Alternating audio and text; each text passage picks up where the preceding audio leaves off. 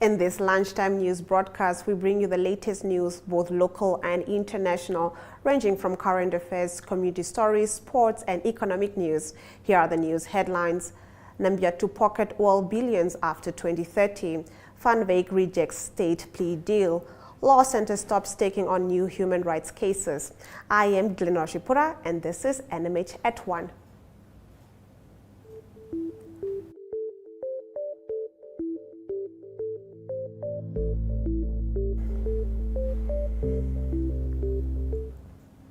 In our midday news update, Fish Rod bail application in the Supreme Court has been dismissed. Let's take a look. No, we are most devastated at the outcome of the proceedings and obviously immensely disappointed, but it is the end of the road and we need to focus on the processes at the High Court. The reasons for their absences at court is probably due to logistics and short notice of the proceedings this morning. No, essentially the main trial needs to begin to roll at the High Court. There are certain pre-trial processes that we need to entertain going forward. That's where our attentional focus should now be expended towards. Remember to engage with these stories on our social media throughout the broadcast. Visual news coming up after the break.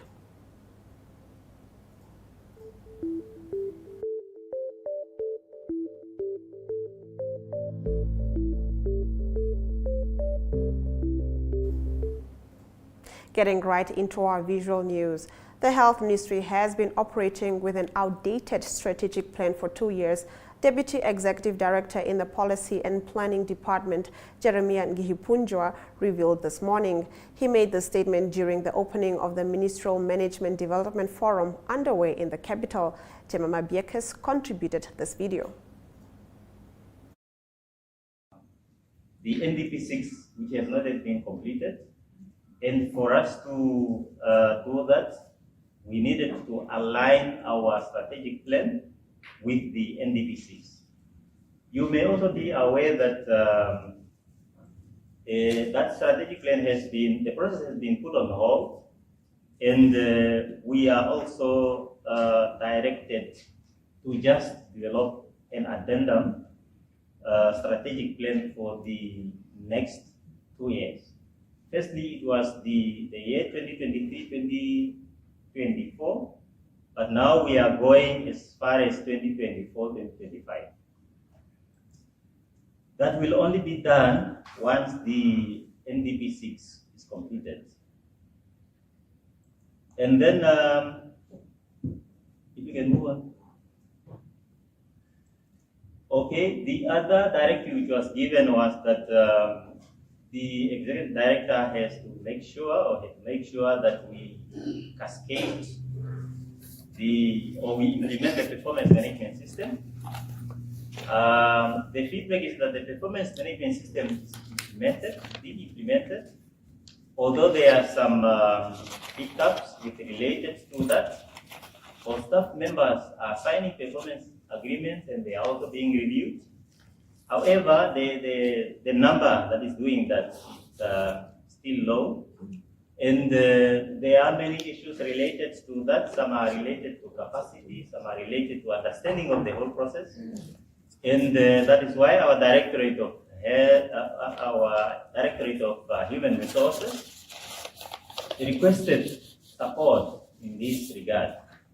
If we can have 50 staff members, for example, being trained to champion the process of performance agreements. And this is a request that we are putting forward so that in the next financial year, we should be able to conduct that training. Mines and Energy Minister Tom Alwinder said they are worried about the constant increase in fuel prices. He added that without fuel, the country cannot do a lot. Alwinder indicated that there has been a decrease and hopes that the trend continues. And so Amwele reports. There are two issues that are of concern to us. Those two issues are, the first one is this one, the price of fuel, especially the fact that we know that price has been increasing over the last couple of years. And the second one is that of the multiplication of fuel retail outlets, which are, as we know, fuel is what drives the economy. Without fuel, you cannot do a lot. For example, agriculture, you need diesels, and most of the sectors need to have fuel. So it worries us that this is happening, and we hope that as we go, we will be able to, hopefully, the price will come down. But we have also seen that the price has come down a little bit, and we hope that that trend will continue. In 2018, the average price of fuel was about $13 per liter, especially for, say, petrol. It was $13 per liter. Today, as we speak, last year, the average price was about $20.21. That's a huge increase of about 60% from 20 to 2021. It's a huge increase. And of course, we know why the increase, like Mr. Shilamba was mentioning the issue of the Russia, Ukraine. The reason why the price has been increasing is simply because the supply of crude oil and the price of crude oil that is used to produce fuel has been increasing. If I give you the same statistic, for example, in 2018, the price of crude oil was less than $50 per barrel. In 2018, less than 50, about 49. As we speak, the price of crude oil per barrel is 100. So you can see the reason why this price is really increasing. And the fact then that also now the war in Russia, that has just made it more difficult. So on that, Fish rod accused rejects state plea deal. More on this in the newspaper review segment after the break.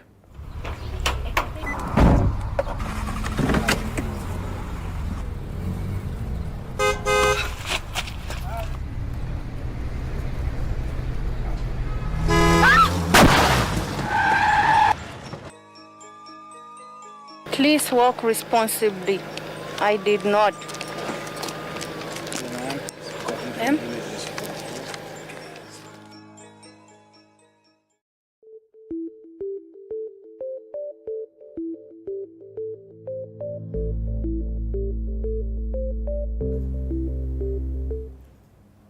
Let's get into our newspaper review.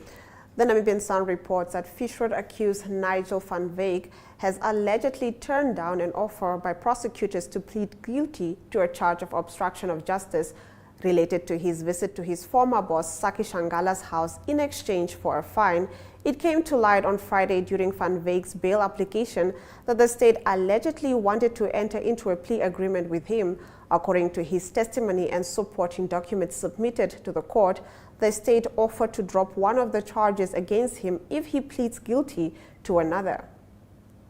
On the paper's page 3, ousted Landless People's Movement Keetmanshoop Rural Constituency Councillor Gerrit Gertjie Witbooi says his strides in various communities will guarantee him a seat in a by-election next week. He will stand as an independent candidate. The elections slated for 15th March are to fill the position from which he was booted by the ruling party of the southern regions. According to Witbooi, he was instrumental in securing employment for at least 83 people at the Namibia Industrial Development Agency, while collaborations with the Labour Office further employed 142 people at Al Dara in Keetmanshoop. Republican reports that the Mines and Energy Ministry will no longer be issuing new retail fuel licenses. This is according to Minister Tom Alwinder, who said over the past couple of years, the ministry has seen an increase in the applications for these licenses, bringing the total of active licenses to more than 500 countrywide. In 2018, the annual total fuel consumption was 429 million litres of petrol and 727 million litres of diesel, and in 2022, we consume a total of 338 million litres of petrol and 755 million litres of diesel. He added that from these figures, the average volume per month per retail outlet is 56,000 litres of petrol and 121,000 litres of diesel.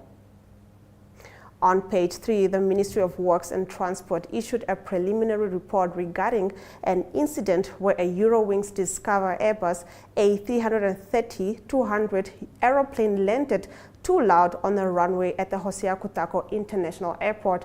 The flight with 11 crew members and 263 passengers landed at around 5 p.m. on 19th February. No injuries or deaths were recorded, and according to the ministry's report, there is also no noticeable damage to the plane. The Allgemeine Zeitung reports on the Global Ocean Treaty that took 20 years to be finalized. In the early morning hours of Sunday, the world listened up as a UN Intergovernmental Conference agreed that almost 2/3 of the oceans and international waters are to be better recorded, preserved, and protected in future.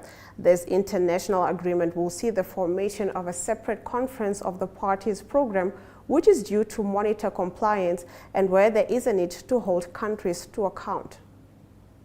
The Allgemeine Zeitung reports on its page 3 about the Namibian success story that sees Namibia having been extremely successful in its fight against HIV and AIDS over the past years, with the country having almost reached the so-called 95-95-95 target, which revolves around the targets that 95% of all people living with HIV will know their HIV status, as well as 95% of all people with diagnosed HIV infection will receive sustained antiretroviral therapy, and finally 95% of all people receiving antiretroviral therapy will have viral suppression. The Ministry of Health and Social Services has now received an award for its efforts from the US PEPFAR program, which has been supporting the Namibian government efforts for years. Do stay with us for more newspaper review after the break.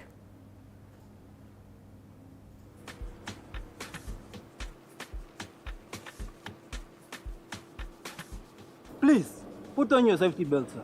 It's very important for your life. The seatbelt doesn't make me drive comfortably. Yes, that's better.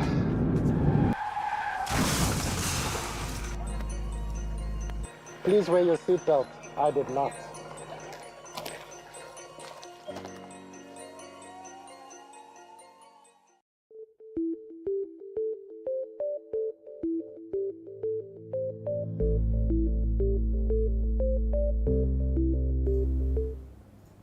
Continuing with our newspaper review, the Namibian newspaper reports that the Legal Assistance Center Namibia will no longer be registering new human rights cases due to a lack of funding. LSE Director Tony Hancock yesterday said the center will, however, continue giving members of the public free legal advice on human rights issues, including discrimination, workplace policies, and access to HIV therapy.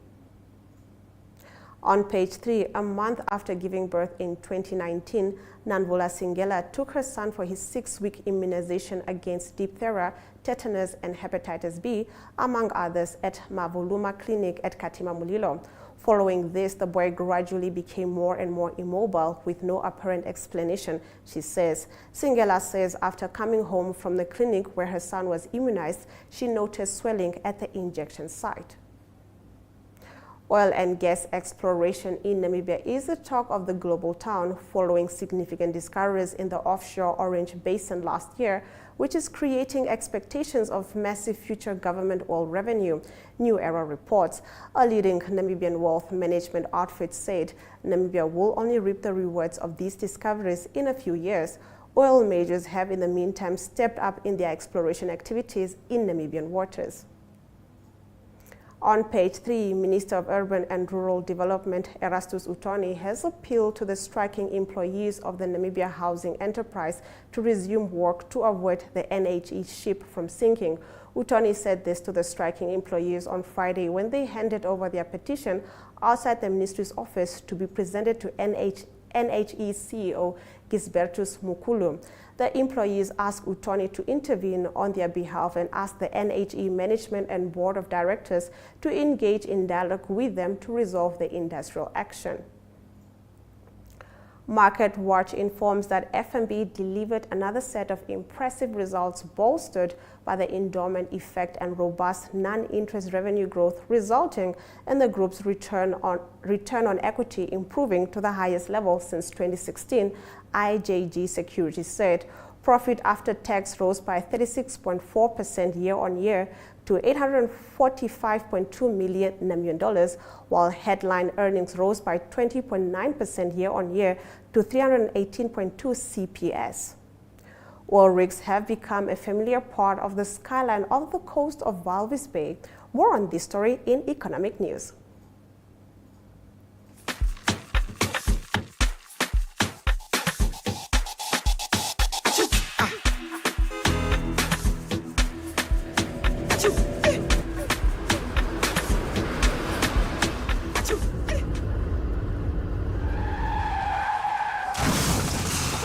Please adhere to the speed limit.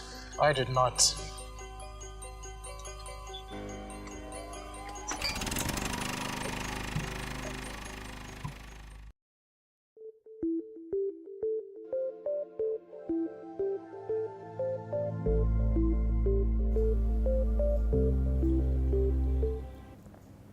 Getting into our economic news, according to NAMDOC marketing executive Quinton Simon, there are about 138 rigs active along the coast of West Africa.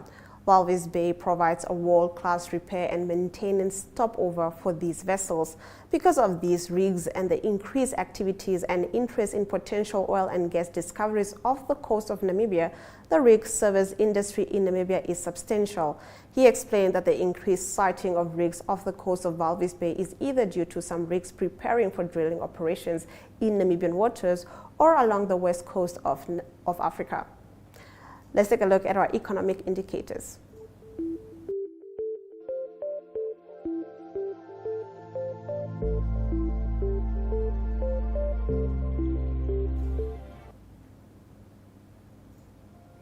$1 trades for 18 Namibian dollars and 16 cents. The stock prices in the Namibia Stock Exchange remain unchanged. Overall index is up by 0.08%, while the local index remains unchanged.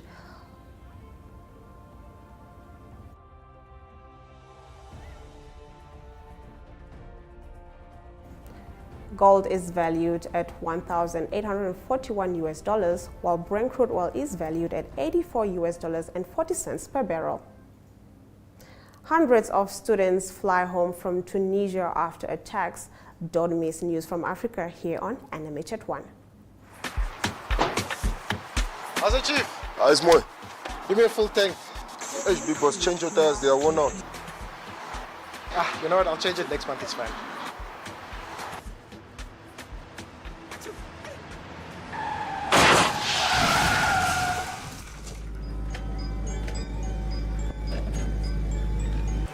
Please check your tires. I did not. 1, 2, 3, 4, 5, 6, 7,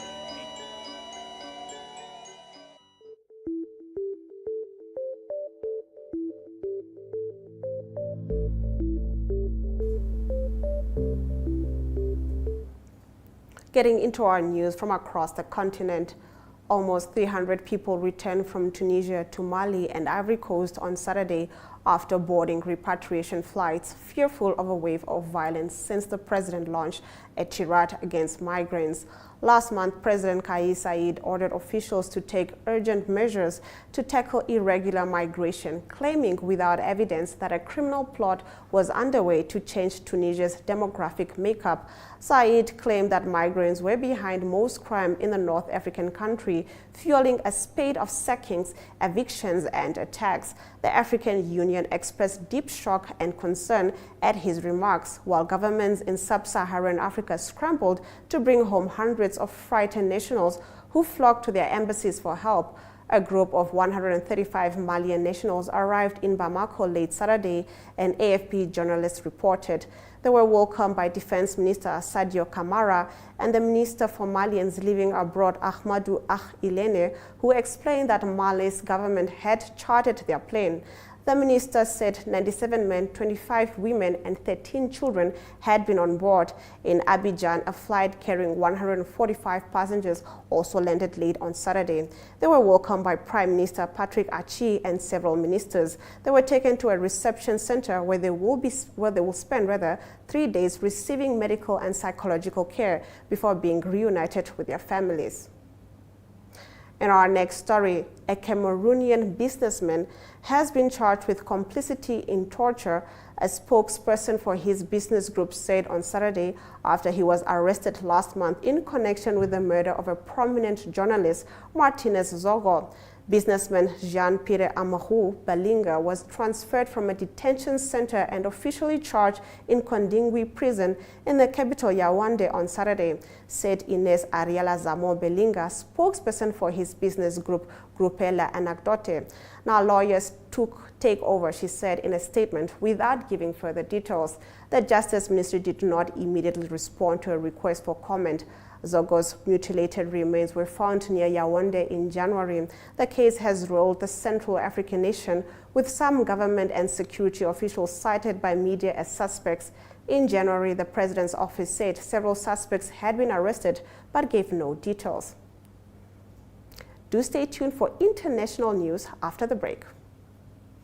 Yo, Joe, what's up, man? Congratulations on your new promotions, man. Give these men a drink. Coming right up. Hi, Joe.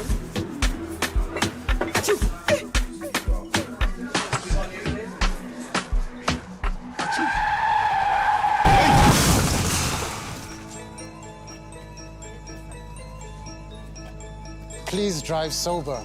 I didn't.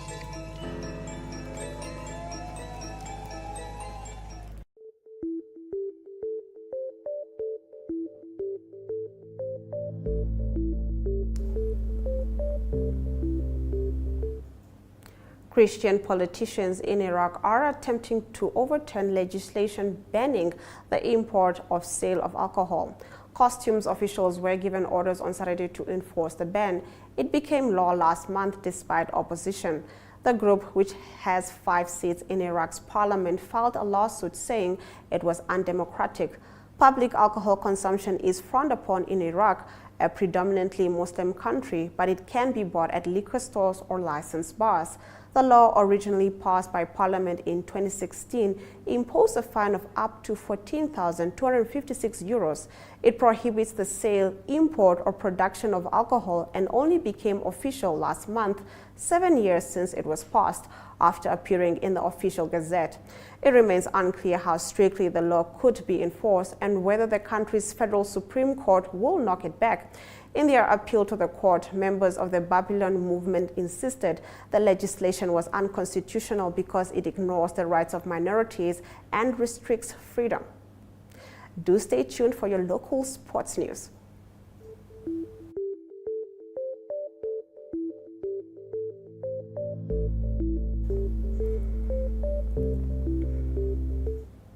Let's take a look at your local sports news.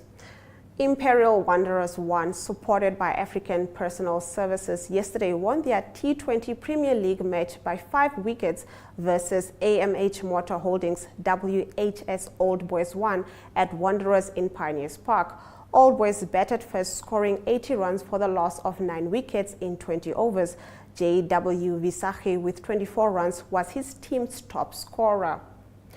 Uranium One Group, through its subsidiary company Headspring Investments, handed over soccer and netball equipment to the Komhalhela soccer team and the senior ladies netball team in Leonardville.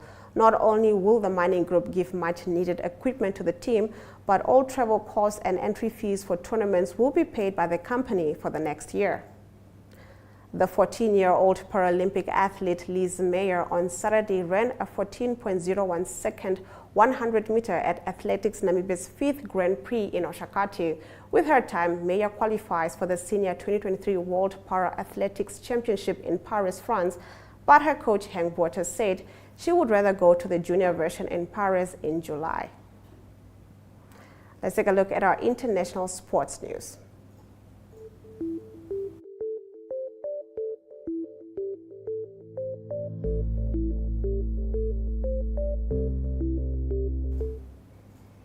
Asafa Powell, former World Sprint Athletics champion and the Jamaican legend, commended Samson Dean, president of the National Paralympic Committee of Ghana and president of the African Paralympic Committee, for making Paralympic sports a focus on the African continent. This bold enterprise will give athletes and NPC Ghana the opportunity to showcase their abilities in the first ever African Paralympic Games, which will be staged from the 3rd to the 12th September 2023 in Accra, Ghana.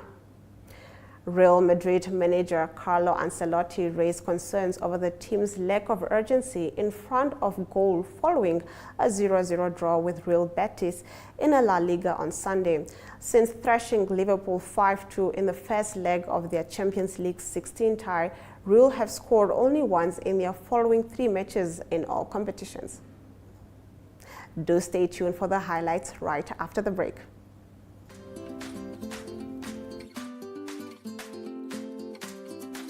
Active Kids is an initiative under the MyZone brand that aims to provide exciting and easy activities and fun stories. If you would like to feature your brand or campaign on this platform, contact zone@synergy.com.na. Active Kids, where we actively invest in your future.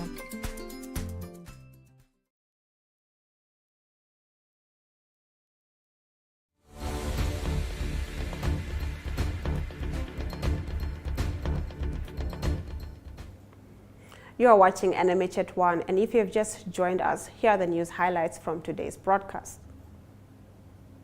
Almost 300 people returned from Tunisia to Mali and Ivory Coast on Saturday after boarding repatriation flights, fearful of a wave of violence since the president launched a tirade against migrants. Christian politicians in Iraq are attempting to overturn legislation banning the import and sale of alcohol. Customs officials were given orders on Saturday to enforce the ban. Uranium One Group, through its subsidiary company Headspring Investments, handed over soccer and netball equipment to the Comhal Hellas soccer team and the senior ladies netball team in Leonardville. Those have been your highlights. Remember to tune in every weekday at 1 p.m. to spend your lunch hour with MMH at 1, catching up on the latest news in Namibia, Africa, and the world, ranging from current affairs, economic news, sports, and international headlines. From me, Glenn Rashipura. Until next time.